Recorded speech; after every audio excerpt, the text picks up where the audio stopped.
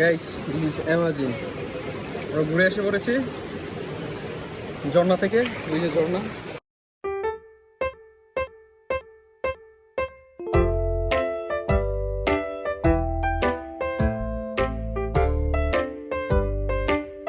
মাত্র 200 টাকা খরচ করে আমরা চলে গেছিলাম নেত্রকোনা সদর থেকে কলমাকান্দা পাঁচগাঁও ও ইন্ডিয়া বর্ডারে। নেত্রকোনা সদর থেকে মাত্র 60 টাকা ভাড়া দিয়ে আমরা চলে এসেছিলাম কলমাকান্দা। বাস থেকে নেমে জনপ্রতি 20 টাকায় অটো দিয়ে চলে এসেছিলাম আমরা পাঁচগাঁও। নেট তুলপার করা সেই মাটির রাস্তা, চারপাশে সবুজ ক্ষেত, সামনে পাহাড়। এটা দেখার জন্যই তো আমরা চেয়েছিলাম।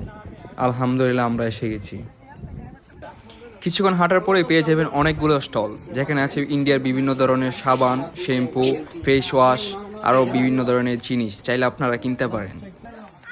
স্টল থেকে ডান দিকে নিচে নেমে গেলেই একটি ছোট নালা পার হয়ে পেয়ে যাবেন আপনারা সেই শতবর্ষী চন্দ্রডিঙ্গা পাহাড় ও বটগাছ, যে বটগাছ ঘিরে আছে বিভিন্ন ধরনের রহস্য ও ঐতিহ্য। অনেক তো ঘুরলাম বাংলাদেশ, চলুন এবার একটু ঘুরে আসি ইন্ডিয়া। ও হ্যাঁ, চন্দ্রডিঙ্গা পাহাড়ের পাশে আছে একটি ছোট ঝর্ণা, যেটা আমাদের জন্য মানে আনন্দ দিচ্ছিল না, আমরা এটা দেখে স্যাটিসফাইড হচ্ছিলাম না। তাই আমার বন্ধুরা আমাদের পরামর্শ দিল যে চলো ইন্ডিয়া যাই, ইন্ডিয়ার মধ্যে একটি বড় ঝর্ণা আছে।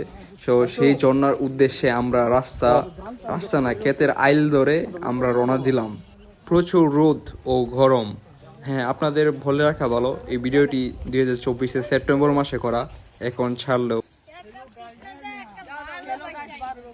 कितना करा देते से बीएसएफ बीएसएफ এখানে कहां से आते हैं ওই যে ধরনা ক্যাম্প ওইখানে तो बीएसएफ আমরা बीजेपी कहां है अब बीजेपी लोग को कहां है देते हैं उधर है उधर ऐसे तो बोलते हैं उधर इंडिया और उधर बांग्लादेश যা পিটারে লাল বাচ্চাই কথা কি করবে ক্যামেরার সামনে বলো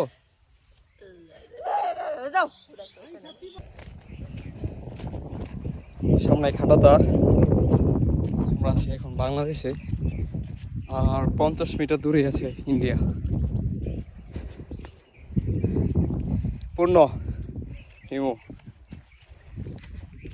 তো অবশেষে আমরা কাটাতার পার হতে পেরেছি কিনা, ইন্ডিয়ার মধ্যে যেতে পারলাম কিনা, সেটা দেখার জন্য অবশ্যই আমাকে ফলো করতে হবে এবং লাইক এবং কমেন্ট করে জানিয়ে দেবেন আমি পরবর্তী ভিডিওটি ছাড়বো কিনা। সো আল্লাহ হাফেজ, গুড বাই, টাটা।